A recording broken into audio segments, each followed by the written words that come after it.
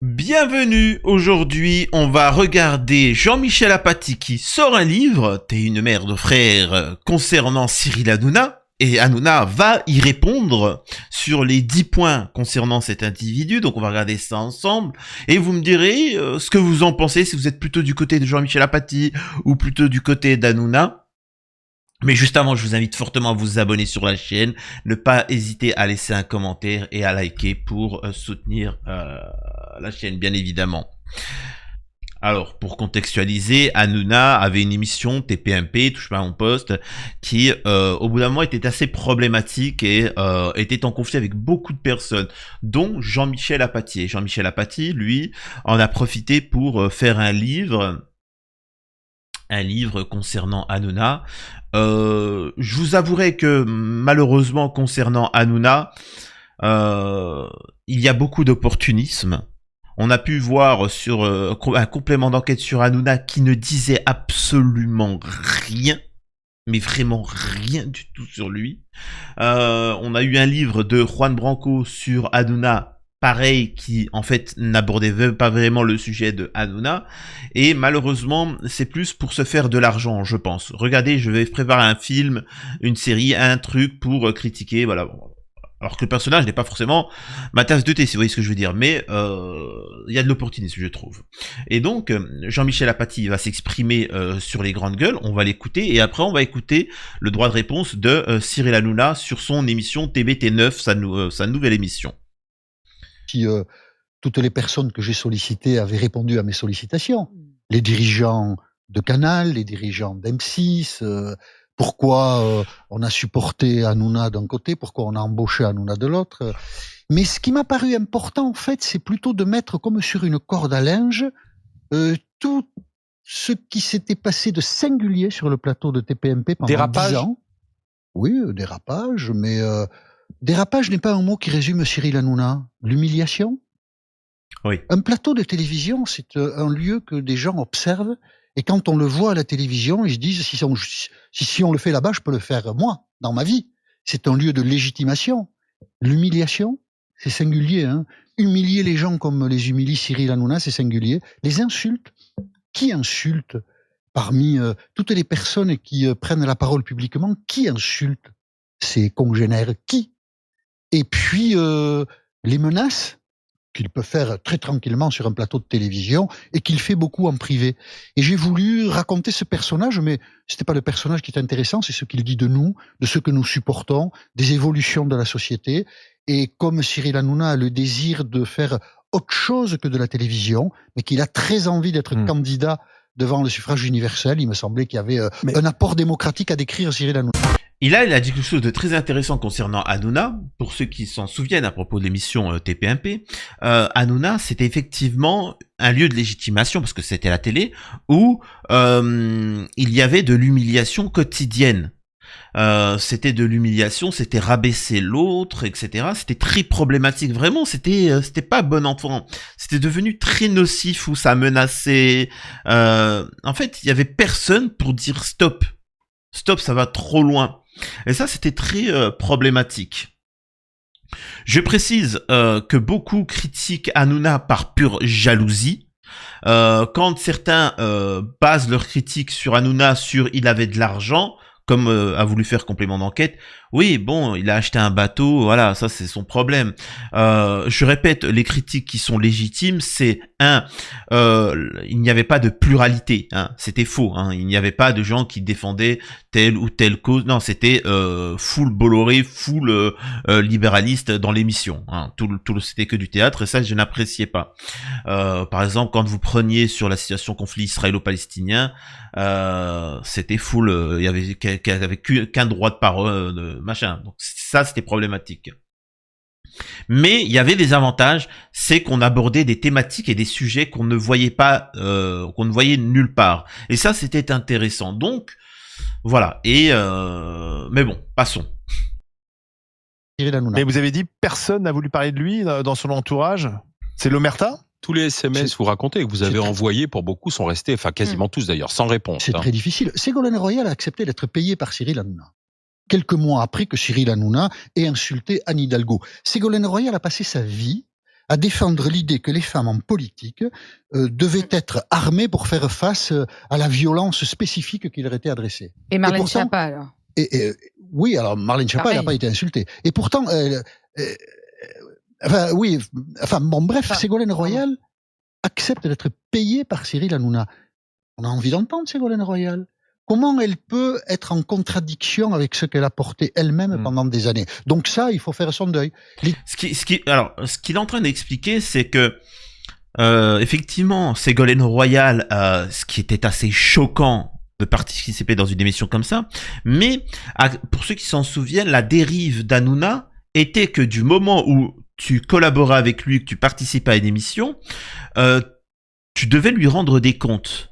Ségolène Royal avait un avis particulier sur Gaza, sur tel ou tel domaine, peu importe, hein, un avis politique, c'est une femme politique à la base. Eh ben, il osait dire en direct, attendez, vous inquiétez pas, je vais l'appeler, c'est quoi cette histoire, c'est pas normal ça. Oh, en résumé, je vais la sanctionner. C'est-à-dire que si tu travailles pour moi en tant que chroniqueuse une fois par semaine, ta vie m'appartient, ton esprit m'appartient. Et pour ceux qui s'en souviennent. Et c'est vous dire à quel point cet homme-là avait perdu pied, hein. Il avait perdu pied. Mais le problème, encore une fois, n'était pas Hanouna. Le problème, c'était l'entourage des gens qui n'arrivaient pas à lui dire, mais t'es malade. Arrête, calme-toi, détends-toi. Quand le mec ouvertement critique un député, le menace, etc., c'était parti beaucoup trop loin. Mais encore une fois, moi, je n'en veux pas. Enfin, je n'en veux pas. Je ne critique pas Hanouna. Hanouna qui discute avec un député, Louis Boyard, qui est son ami, et d'un seul coup, il s'emporte, il commence à partir loin. J'ai envie de dire, c'est peut-être un sanguin, voilà, etc. Moi, ce que j'en veux, c'est les autres, le système, qui n'a pas dit à Hanouna, excuse-moi, mais envoie la pub, tu vas trop loin publiquement, arrête, calme-toi, arrête, tu fais ce que tu veux en privé, tu le défonces, tu veux. Et ça, c'était problématique. Son deuil. Les dirigeants de Canal+, qui sont des acteurs importants de la culture, financent des films et des spectacles vivants qui sont à l'opposé de ce que fait Cyril Hanouna. On aurait envie. Vincent Bolloré. Je défends les valeurs chrétiennes. Moi, je trouve que les valeurs chrétiennes sont de belles valeurs. L'amour du prochain, la solidarité, l'entraide. Et Cyril Hanouna qui passe son temps à dégobiller sur tout le monde. Enfin, monsieur Bolloré, comment vous expliquez ça? Mais est-ce que c'est un hélas, livre les portes sont restées Mais fermées. est-ce que C'est vrai. Et là, il aborde un sujet où je suis pas d'accord. Et là, je trouve hypocrite ces gens-là. Écoutez ça. Mais de quoi les gens ont-ils peur exactement? Qu'est-ce qu'il va faire? À moi, qu'est-ce qu'il va me faire? Il va me faire quoi? Il va me dire, il a déjà dit que j'étais trop vieux, trop con et trop moche pour faire de la télévision. Bon, qu'est-ce qu'il va dire de plus? Bon, voilà. Donc, pourquoi est-ce que les gens ont peur? J'ai trouvé aussi que beaucoup de gens avaient honte d'avoir travaillé avec lui. Alors, ils ne le disent pas forcément comme ça, mais ils ont des réticences à parler du travail commun parce qu'ils n'assument pas le résultat du travail commun. En C'est effet. triste, je trouve. Alors moi, je le répète, Hanouna, en fait, ce que j'essaie d'expliquer, alors la comparaison n'est pas raison, hein. Mais moi, les gens qui me disent pendant la Deuxième Guerre, le méchant c'était Adolphe, ouais, mais c'est tout, c'était juste Adolphe, hein. C'est-à-dire que tous les soldats, toute l'armée, tous les systèmes dans les années 40, tout ça, non, c'était juste Adolphe, tout seul. Tout le monde était innocent, sauf Adolphe. Vous voyez ce que je veux dire? Ce que je veux dire par là, c'est que tu ne peux pas reprocher des choses à Hanouna quand, par exemple, on a un mec comme Jacques Cardoz qui se fait inviter chez Hanouna et d'un seul coup, il commence à dégobiller sa haine sur tout le monde. J'ai bien dit sur tout le monde, en appelant à faire des camps de concentration en France, des Guantanamo, des je sais pas quoi, etc. Le mec, il se fait plaisir. Et une fois qu'il n'y a plus Hanouna, ben il crache sur Hanouna. Non, Hanouna est un révélateur. Hanouna est un révélateur. Vous savez, j'ai plus cette image-là. Hanouna, c'est un révélateur de qui vous êtes. Et quand vous êtes mauvais, parce que vous pensez qu'Hanouna, il fait de l'audience, etc., et vous révélez qu'en fait, vous êtes un mec mauvais, quoi. Et après, vous dites, mais c'est bizarre, j'arrive pas à retrouver du travail. Ouais, parce que t'es problématique. Parce que t'es problématique, surtout. Donc voilà, et ensuite ça vient cracher sur Hanouna. Ce n'est pas Hanouna le problème. Hanouna, moi je suis désolé, si je suis invité dans l'émission d'Hanouna, je vais pas commencer à dire qu'il faut ouvrir des camps ou je sais pas quoi, vous voyez ce que je veux dire. Donc ça vous montre bien le personnage. Enfin bon, ça c'était l'introduction. Et maintenant on va écouter Hanouna répondre à tout ceci. Et donc, il y a 10 points auxquels il y a des critiques envers Hanouna dans le livre. 10 révélations choc dans Jean-Michel Apathy sur Cyril Hanouna. Écoutons ça, la réponse d'Hanouna. Page 55, on va continuer sur Gilles, après on viendra sur Michel qui fera la 7. L'autre info. Alors là, il décrit une séquence du 21 mars 2025, effectivement, page 55. Je cite, « Ce soir-là, Jordan Guinel a pris place autour de la table. Il a 35 ans.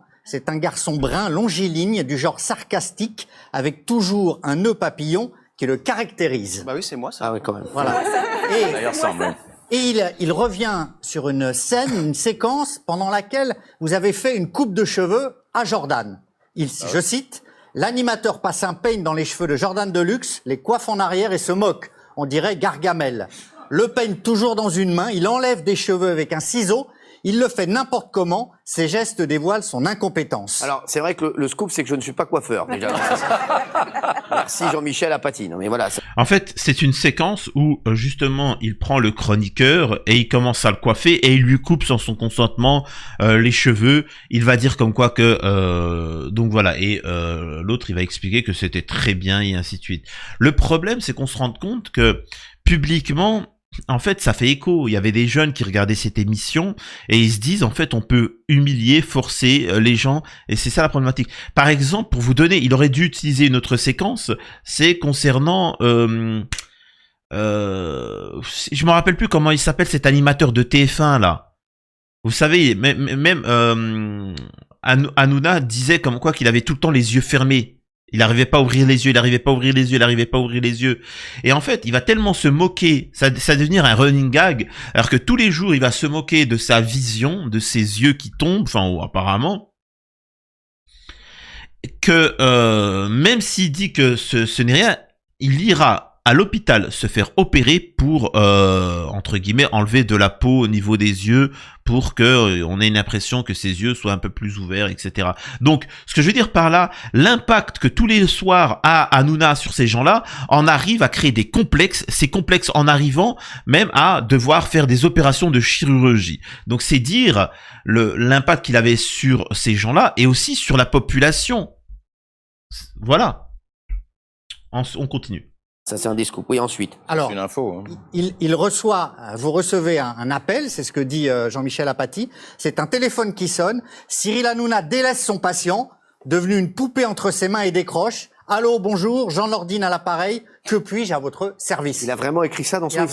C'est pas une blague, hein, les chiens. On va vous donner les 10 révélations. Regardez. Page 56. Voilà, page 56. Et c'est incroyable, Michel. Et c'est vrai que depuis, vous avez trouvé votre coupe, en plus. Bah ouais, je l'ai gardé. Non, mais je vais répondre comme à Jean-Michel, si j'ai une petite seconde. Alors, il va dire qu'il est très content de la coupe qu'il a eue, etc. Encore une fois, moi, je suis pas contre ce genre de livre. Au contraire, moi, je suis pour des révélations. Moi, c'est croustillant. On a envie d'en savoir plus. Mais en fait, c'est juste un résumé, quoi. Il aurait pu faire ça en une petite vidéo, comme ce que je suis en train de faire. Vous savez, je commente l'actualité, je commente aussi les déboires de l'émission TBT9. Est-ce que ça en valait vraiment la peine d'en faire un livre? Je sais pas. On poursuit dans la réponse d'Hanouna au livre de Jean-Michel Apathy. Alors, 4e révélation, on rentre dans le top 5. Vraiment, je vous jure que c'est vrai. Hein. C'est un truc de fou. C'est quoi? C'est page 130. Ça concerne vos goûts culinaires. Et on dit que vous adorez les pâtes au thon. C'est vrai. C'est une vanne. Alors, les chéris, si vous nous rejoignez, ça n'est pas une vanne. C'est vrai, c'est vraiment ça. Textuellement, alors, racontez ce qu'il écrit. Il dit, Cyril n'aime pas manger. Il n'a ni goût, ni patience pour la cuisine. Des pâtes au thon, matin, midi et soir, ça lui va très bien. Et c'est là où tu dis, c'est problématique dans ce milieu-là. C'est ça en fait. C'est ça et en fait, ça dénature les gens qui font des enquêtes, des recherches pour débunker une personne. pour la défense d'Hanouna, oui, c'est pas parce que tu es multimillionnaire que t'aimes, excusez-moi de vous dire ça, un pet de caviar avec 2 coquillettes sur un machin en exprimant sur un lit. Et en fait, c'est ridicule. C'est comme, excusez-moi de vous dire ça, hein, je vais choquer, hein, je vais peut-être choquer, hein, mais j'aimerais quand même, vous me dites en commentaire si vous êtes d'accord ou non avec moi. Vous savez, c'est une mode. Il y a des modes comme ça qui viennent, qui partent. C'est comme le safran. Vous savez, le safran, qui est une épice, elle coûte très cher parce que c'est rare, parce que ceci ou cela. Mais le safran, ça a un goût dégueulasse. Ça a un goût dégueulasse. C'est pas parce que le kilo coûte 2500 € que c'est sublime, c'est succulent. Non, c'est dégueulasse. Excusez-moi de vous dire ça. Le caviar, le vrai caviar, hein, pas le truc... c'est dégueulasse. Alors c'est rare, donc ça coûte très cher, les gens riches sont contents, mais en fait ils mangent surtout le fait de se dire il y a que nous qui pouvons manger ça. C'est tout. Mais le caviar, je suis désolé de vous dire ça, c'est dégueulasse. Tu vois, c'est ridicule. Quand même, c'est comme la truffe. Ce champignon qui est sous terre, etc. C'est bien, mais bon, de là en faire un scandale. Mais ça permet à certaines élites de se dire quoi? Je mange quelque chose de raffiné plus que les autres. Hanouna, il a grandi comme ça et il s'est habitué comme ça à manger des pâtes au thon. Et ça le suffit. Hein, combien d'entre vous pourriez manger des pâtes au thon toute votre vie? Parce que c'est bon, etc. Voilà, même si tu étais multimillionnaire, il y a des choses auxquelles c'est confortable. Voilà. T'aimes bien te faire ton petit plaisir de pâte au thon. Alors chacun a son plat, hein. Chacun a son petit plat, chacun a son petit kiff. Donc voilà, demain vous serez multimillionnaire. Je suis convaincu qu'il y a des plats, des kiffs comme ça que vous aimeriez continuer à manger. Il y a un petit fast-food dans votre ville, dans votre petit coin qui fait des petits trucs à 4 balles mais qui sont succulents et vous continuerez à y aller. Donc voilà, il y a pas, faut arrêter. Et là, il y a vraiment ce côté un peu élitiste de Jean-Michel Apathy que je suis pas d'accord. J'apprécie Jean-Michel Apathy, mais là, non, je suis pas d'accord. Et je répète, les révélations qui sont faites, elles sont un peu décevantes. C'est ça, moi, que je dénonce. On a l'impression d'une société un peu... encore une fois, il mérite des critiques, Hanouna. Mais les critiques, à chaque fois que certains lui tombent dessus, ils sont pas légitimes. Écoutez ça. C'est vraiment les révélations qu'il y a dedans, c'est les plus grosses révélations du livre, hein, vous allez voir. Donc là, on va passer à la page 44, Gilles. Et là, il cite une blague adorée, les faits salaires. Alors, il revient sur un calembour que vous adorez réaliser et il écrit à ce moment-là, il parle de vous, hein. Oui, oui. Sa blague favorite consiste à sortir d'une cabine d'essayage en t-shirt, sans rien d'autre sur la peau, les faits salaires le restent aussi. Ainsi vêtu, il se promène, goguenard, va voir les uns et les autres avant de retourner se cacher. Voilà ce qu'il écrit comme 9e révélation. Vêtu. Pendant ça, l'émission? Ça, c'est une révélation. N'importe quoi. Voilà. J'ai jamais, vous avez fait ça? Jamais j'ai fait ça. Je vous ai jamais vu à point jamais, moi non plus. balader. Non mais vraiment ça pour le coup, n'importe quoi. Non mais qui m'a déjà vu faire ça? Non. Par contre, vous contestez pas le premier texto. Non. Ah bah ça, bien sûr que je l'ai envoyé. Bah oui. Et donc, en fait, alors, le problème, il aurait pu expliquer qu'il y a eu des séquences assez problématiques où Hanouna avait un comportement qui pouvait s'avérer être très problématique avec ses parties intimes, que certaines personnes ne voulaient pas les voir et qui les ont vues, et ainsi de suite. Il y a plein de choses comme ça. Bon, encore une fois, je le répète, ça, c'est pas très sérieux, hein. Moi, ce que je veux entendre, c'est Hanouna a fait tel scandale ou non, est-ce qu'il a frappé quelqu'un, un individu, dans les coulisses et ainsi de suite. Moi, c'est des choses comme ça qui m'intéressent. Sinon, ça, bon, allez, ça reste bas de plafond, excusez-moi. On poursuit sur la réponse d'Hanouna. Je vous embrasse, mais à aucun moment il a eu le problème. Incroyable, je suis en train de prendre la défense d'Hanouna. Je vais dire moi-même, le pipi, le caca, c'est le chapitre 10. Il dit que voilà, un matin dans le Morning Live, Cyril Hanouna tient un verre à la main, liquide jaune se trouve à l'intérieur. Le pipi d'Ariane, dit-il. La jeune femme grimace, je vais le boire. Il boit le pipi d'Ariane. Bien entendu, c'était un happening, c'est pas du tout le pipi d'Ariane. Voilà, que j'embrasse d'ailleurs. 6e révélation. Alors, celle-là, elle est folle. C'est pour vous, oui. Oui. Alors, la 6e révélation. Cyril, page 90. Cyril n'a pas de bibliothèque. Parce qu'il ressemble beaucoup il ne travaille pas. Souvent, il s'est vanté de ne pas avoir de bibliothèque. C'est vraiment écrit dans le livre. Hein. Ainsi, il s'est abstenu de se cultiver, comme s'il s'est épargné le chemin âpre de la réflexion personnelle. Porté par l'élan vital qui fait sa force et parfois son charme, il n'a rien construit de solide au plus profond de lui-même. Et en fait, on comprend, comme je vous dis, hein, l'ennemi de mon ennemi n'est pas forcément mon ami.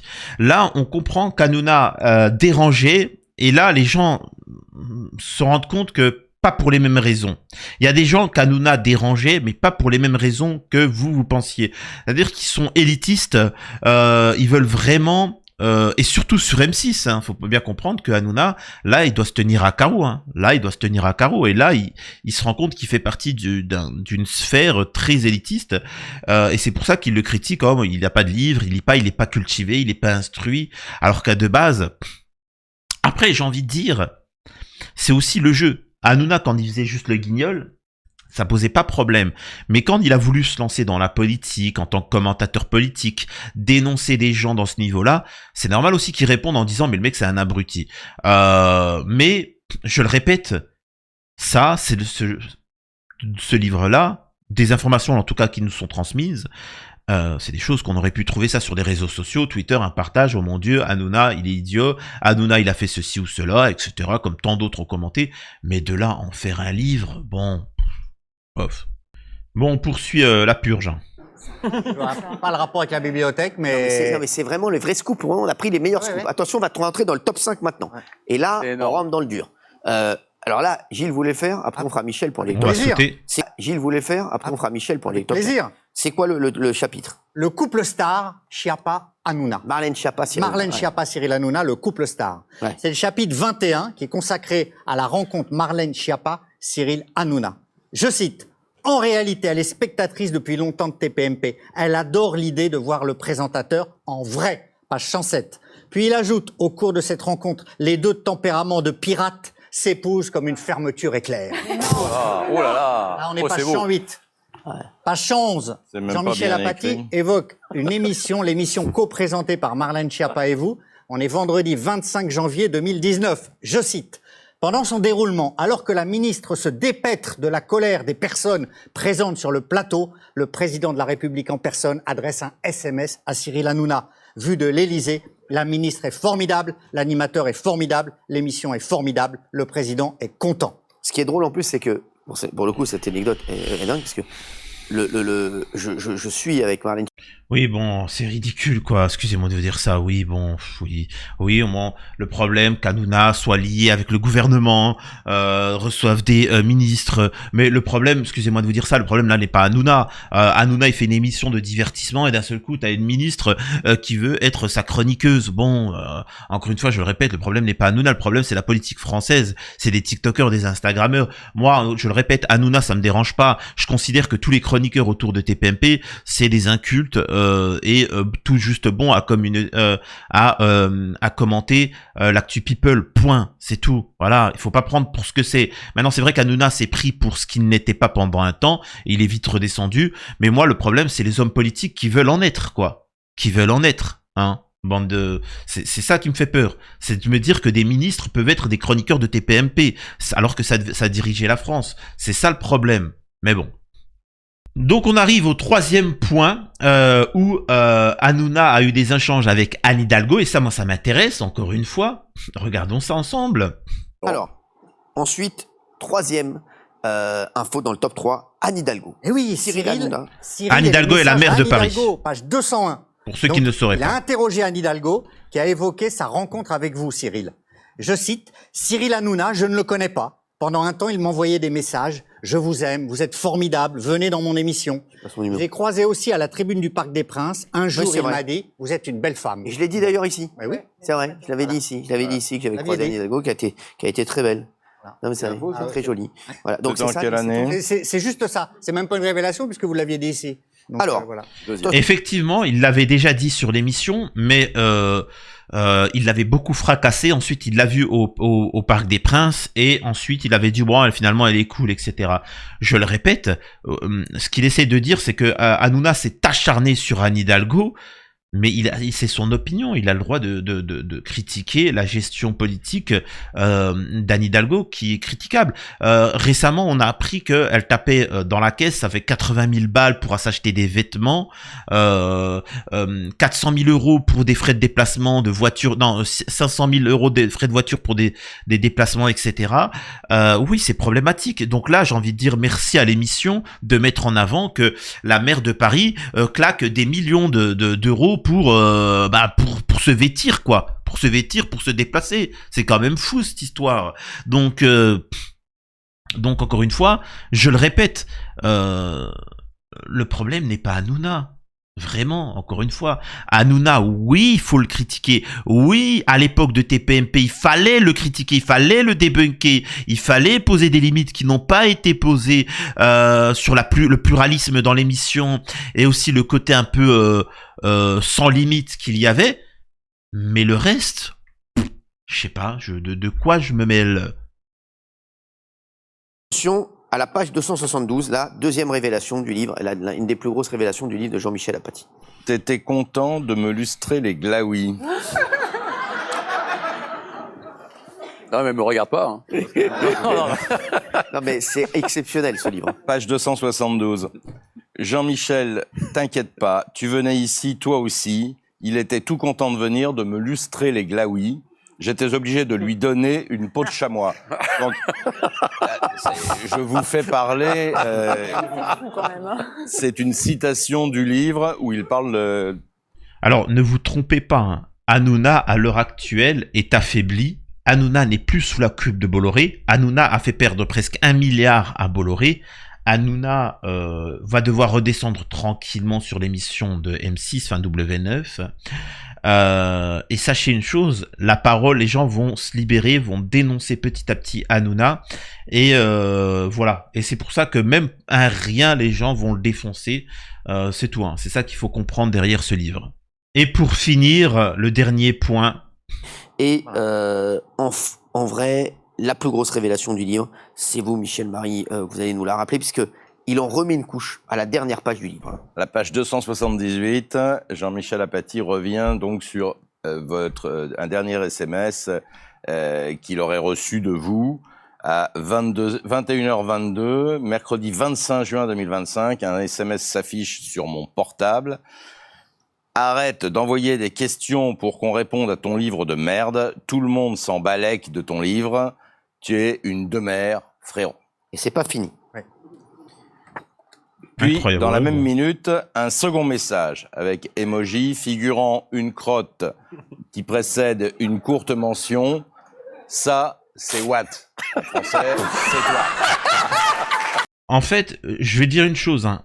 Le livre d'Apathy est aussi ridicule qu'Hanouna et son émission et ainsi de suite. Je trouve, hein. En fait, ni l'un ni l'autre n'a à sauver, c'est ridicule. En fait, ça fait de la peine à voir tout ça. Donc on va s'arrêter là, parce qu'il n'y a pas grand-chose en plus dans le livre, ni dans l'émission, ce que va répondre Hanouna. C'est creux, en fait. En fait, justement, comme l'émission d'Hanouna, c'était creux, en tout cas aussi avec les chroniqueurs qu'il y a, dès qu'il y a quelque chose de bien, comme par exemple l'avocat Divisio qui vient, tout de suite c'est un peu plus pertinent, ça percute, mais comme c'est creux, faire un livre sur quelqu'un de creux, ben ça fait creux aussi, vous voyez ce que je veux dire?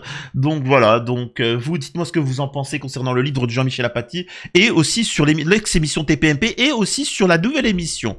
Dites-moi ce que vous en pensez, on continuera de toute façon tous les jours de faire un petit résumé de l'actu de TBT9, de l'actu People et ainsi de suite. Et donc voilà, je vous invite fortement à vous abonner. À la prochaine sur la chaîne du Petit Soldat.